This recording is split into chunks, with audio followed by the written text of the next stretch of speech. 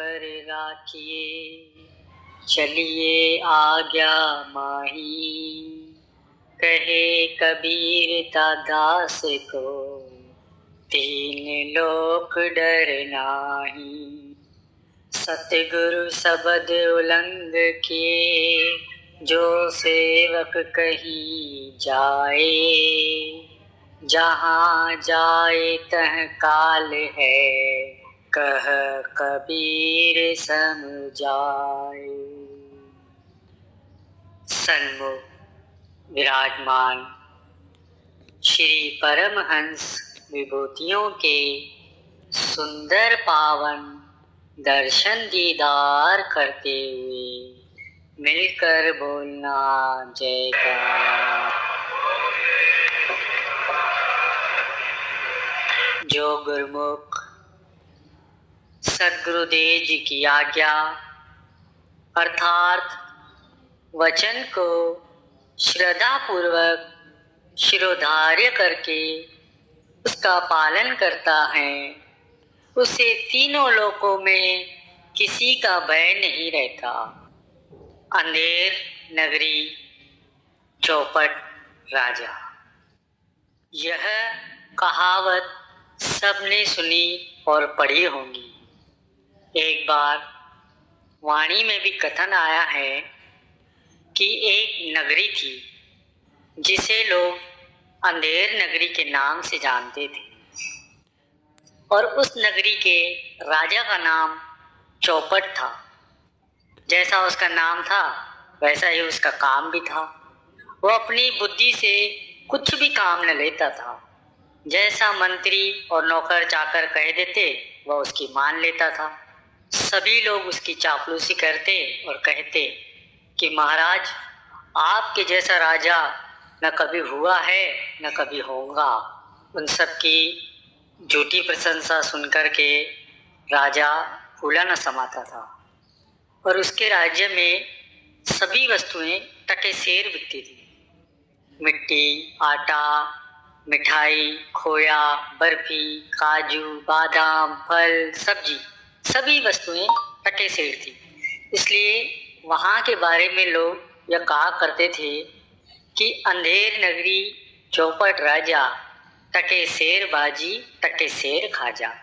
एक बार भ्रमण करते हुए एक पहुँचे हुए संत अपने चेले के साथ उस नगर की तरफ आ निकले, और उनका चेला बहुत ही तंदुरुस्त और हष्ट-पुष्ट था। तो उन दोनों ने नगर के बाहर एक स्थान पर, जहाँ एक वृक्ष था और कुआं भी था, वहाँ डेरा जमा दिया। स्नान आदि से निवृत्त होकर के गुरु अपने चेले को कहते हैं कि नगर की तरफ जा और कुछ खाने पीने को लेके आ। अब आज्ञा पाकर चेला नगर की तरफ चले गया। वहाँ जाकर उसे पता चला कि यहाँ प्रत्येक वस्तु टके सेर में मिल रही है। तो वो बहुत प्रसन्न हुआ और उसने बहुत सारी मिठाइयाँ, मेवे, बादाम, काजू और बहुत सारा दूध करमंडल में भर कर के प्रसन्न होते हुए गुरुदेव के पास आया। अब इतना सारा सामान देखकर गुरुदेव उसको पूछते हैं कि ये कहाँ से इतना सारा सामान ले आया। चेला अपने गुरुदेव को सारा हाल बता देता है और साथ में कहता है कि गुरुदेव, अब तो यहीं पक्का डेरा लगा लीजिए। जहाँ इतनी सस्ती चीज़ें मिले, ऐसी अच्छी जगह छोड़कर कहीं और जाने की क्या ज़रूरत है। गुरुदेव उसकी सब बातें सुनकर तुरंत उठते हैं और अपना सामान बांधना शुरू कर देते हैं, और अपने चेले को भी कहते हैं कि जल्दी अपना सामान बांधो, यहाँ एक पल भी रुकना उचित न होगा। किंतु चेले को तो गुरुदेव की ये बात तनिक भी न भाई, और उसने भी नहीं की। गुरुदेव, जहाँ इतने सस्ते मिठाई मेवे मिलते हो, ऐसी जगह छोड़ने को आप क्यों कह रहे हैं? अब तो यहीं रहकर खूब दूध मलाई खाएंगे, साग रोटी खाते खाते उब गए हैं। गुरुदेव ने उसे बहुत समझाया, परंतु शिष्य ने उनकी एक न मानी और उनके वचनों की उल्लंघना करके उसने वहीं रहने का निश्चय किया। तो यह सब देखकर गुरुदेव का बड़ा दुख होता है। तो फिर अंत में उस शिष्य को कहते हैं, हम तो यहाँ से जाते हैं, हम एक क्षण भी यहाँ नहीं रुकेंगे, तुम्हारी जैसी इच्छा हो करो, किंतु हमारी एक बात याद रखना कि यदि कभी तुम पर संकट आए तो हमें स्मरण जरूर कर लेना। यह कहते हुए गुरुदेव वहाँ से चल दिए। शिष्य वहीं रहने लगा और खूब मेवे मिठाइयाँ खाने लगा। इसी तरह कुछ दिन बीत गए और उधर एक दिन राजा चौपड़ के सामने एक मुकदमा आया। एक व्यक्ति के घर की दीवार गिर गई थी, जिसके नीचे दबकर एक अन्य व्यक्ति की बकरी मर गई। अब जिस व्यक्ति की बकरी मरी तो उसने राजा चौपड़ के दरबार में फरियाद की। सारी बातें जानकर राजा ने मकान मालिक को बुलवाया और पूछने लगा कि तुमने दीवार इतनी कमजोर क्यों बनाई कि वह गिर गई और उसके नीचे आके इसकी बकरी मरी। सारा दोष तुम्हारा है, इसलिए सजा मिलेगी। यह सुनकर मकान मालिक ने उत्तर दिया कि महाराज, इसमें मेरा कोई दोष नहीं है। मिस्त्री ने दीवार ही ऐसी बनाई तो दोष उसका है, क्योंकि उसने दीवार इतनी कमजोर बनाई कि वह गिर गई। राजा ने तुरंत मिस्त्री को उपस्थित होने का आदेश भिजवाया। अब वह मिस्त्री दरबार में उपस्थित हुआ तो राजा ने उस गुरु को वीडियो लाइक करना, सब्सक्राइब करना प्लीज़। बहुत मेहनत से मैं वीडियो बनाता हूँ, आप वीडियो लाइक कर देख लो, सब्सक्राइब कर देख लो प्लीज़। से कहा, तुमने इतनी कमजोर दीवार क्यों बनाई कि वह गिर गई, उसके नीचे दबकर इसकी बकरी मर गई। यह सुनकर मिस्त्री ने कहा, महाराज, इसमें दोष मेरा नहीं है, मजदूर का है। उसने गारा ही इतना पतला बनाया था, मैं क्या करता। राजा ने कहा, ऐसी बात है तो मजदूर को पेश करो। मजदूर के हाजिर होने पर राजा ने उससे कहा, तुमने गारा इतना पतला क्यों बनाया कि जिससे दीवार कमजोर बनी और उसके गिरने से उसकी बकरी मर गई। मजदूर ने कहा, मैंने तो गारा ठीक बनाया था। राजा ने कहा, तो फिर दीवार कमजोर क्यों बनी? तुमने अवश्य ही गारा पतला बनाया था। अब तुम बकरी की मृत्यु के दोषी हो।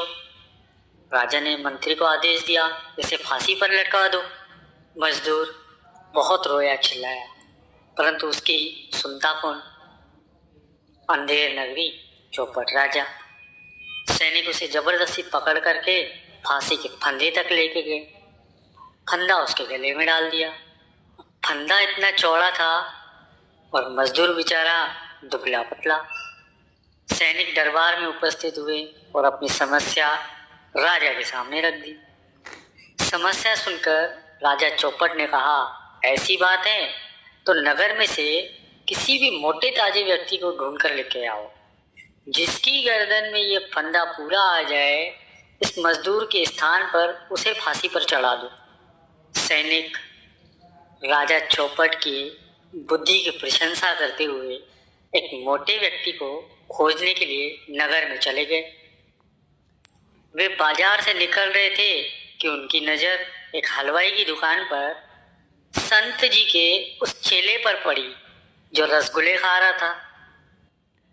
सिपाही उसे देखते ही उछल पड़े और उसे पकड़ करके जबरदस्ती फांसी के तख्ते पर ला खड़ा कर दिया।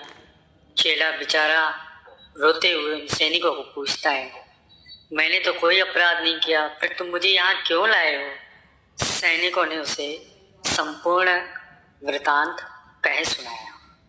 सुनते ही वह चेला सकपका गया कि यह कैसा न्याय है।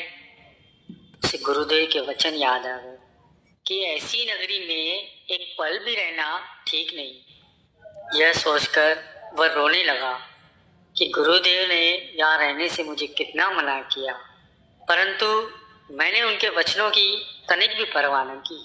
उनके वचनों का उल्लंघन करके मैंने जो घोर अपराध किया, उसी का ये फल है जो मुझे मिल रहा है।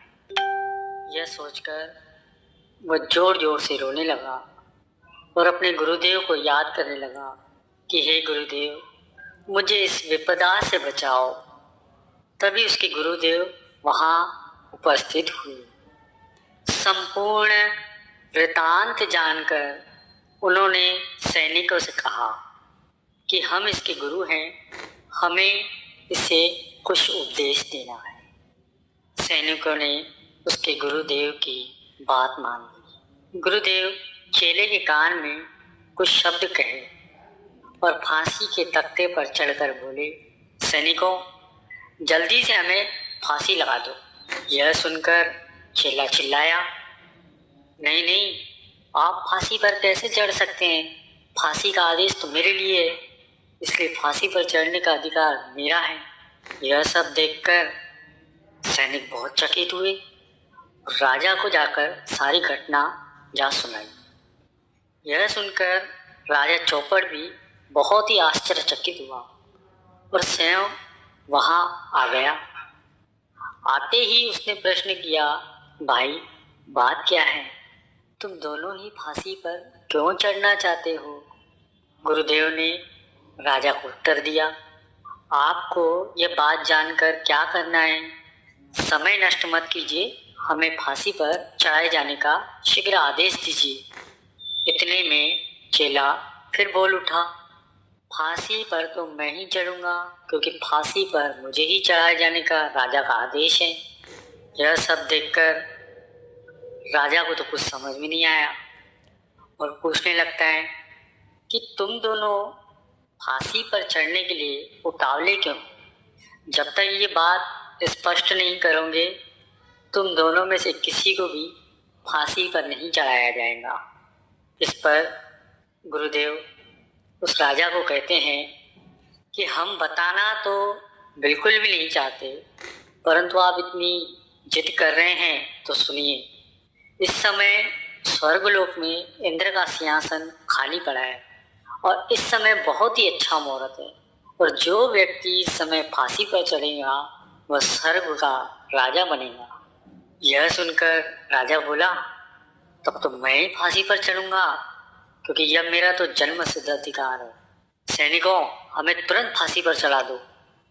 राजा चौपड़ ने स्वयं ही फांसी का फंदा अपने गले में डाल दिया और उसके आदेश को मानकर सैनिकों ने उसको फांसी पर लटका दिया।